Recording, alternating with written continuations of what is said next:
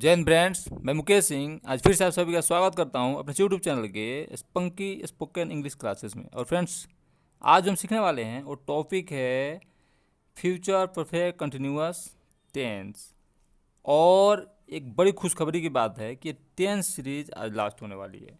ये tense series का last video होने वाला है। आइए इसे बिना देरी किए बहुत अच्छे से गहराई तक सीखते और समझते हैं। Ladies and gentlemen, are you ready? The show is about to start. 3, 2, 1.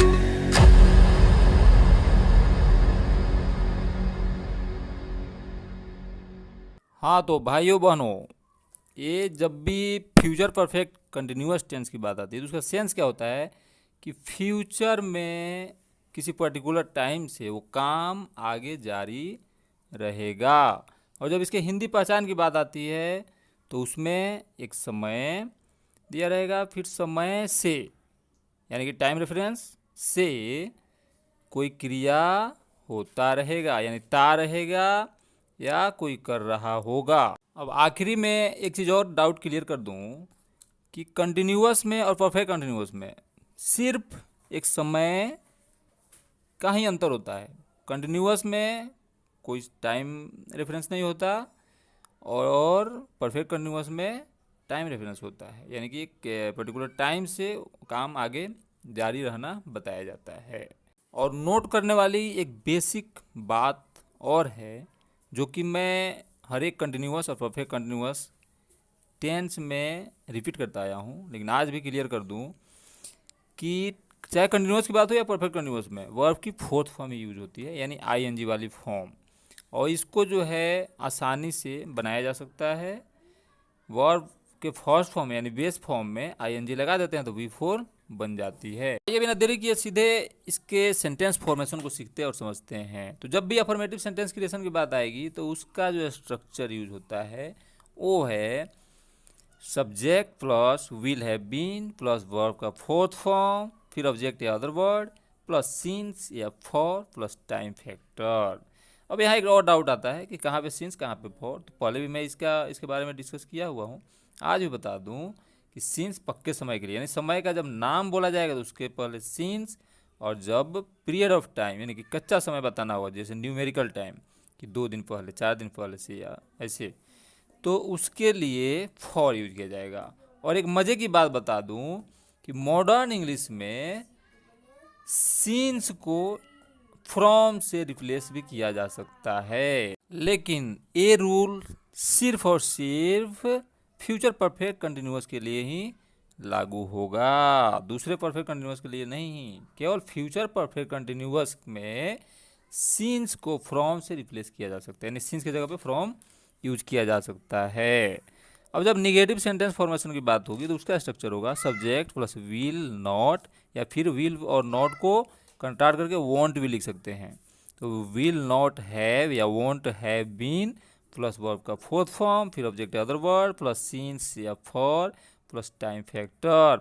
जब इंट्रोगेटिव की बात आएगी तो उसका सेंटेंस स्ट्रक्चर होगा स्टार्टिंग में विल, फिर subject have been plus verb का फोर्थ फॉर्म प्लस ऑब्जेक्ट या अदर वर्ड, फिर सिंस या फॉर प्लस टाइम फैक्टर, फिर क्वेश्चन मार्क। बोलने में क्वेश्चनिंग का एक्सप्रेशन।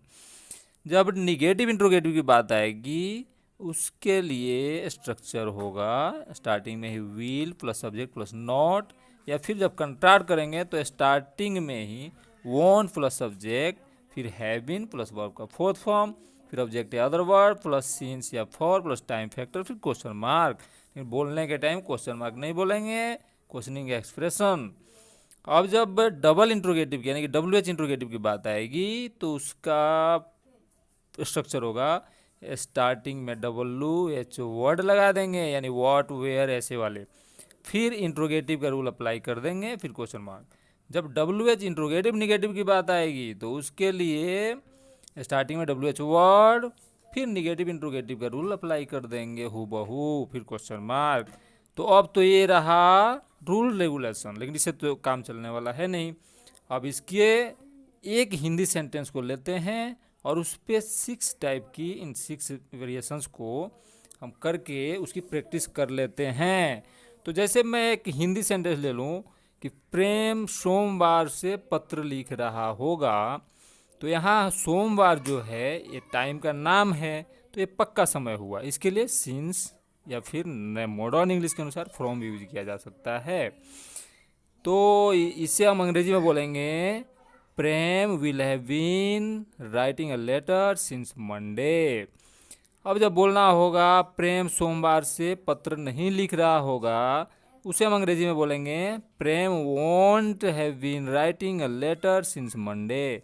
जब इंट्रोगेटिव यानी कि जब क्या वाला सवाल किया जाएगा, यस नो वाला, तो हम हिंदी में बोलते हैं कि क्या प्रेम सोमवार से पत्र लिख रहा होगा, तो उसे हम अंग्रेजी में बोलेंगे will Prem have been writing a letter since Monday. जब बोलना होगा कि क्या प्रेम सोमवार से पत्र नहीं लिख रहा होगा, तो उसे हम अंग्रेजी में बोलेंगे won't Prem have been writing a letter since Monday.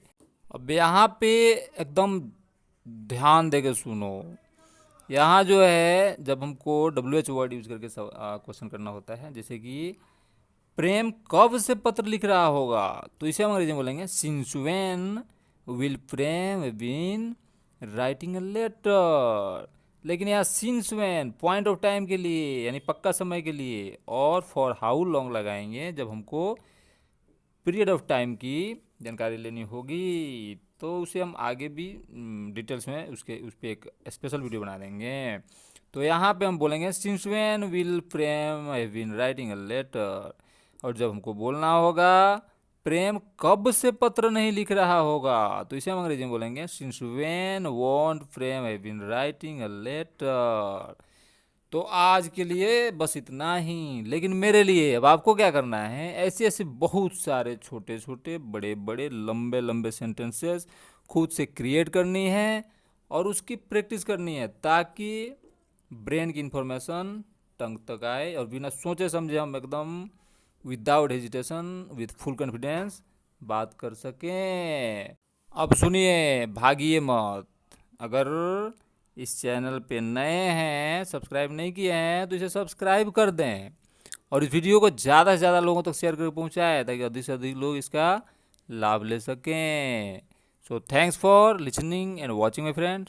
C with next video. Thank you so much.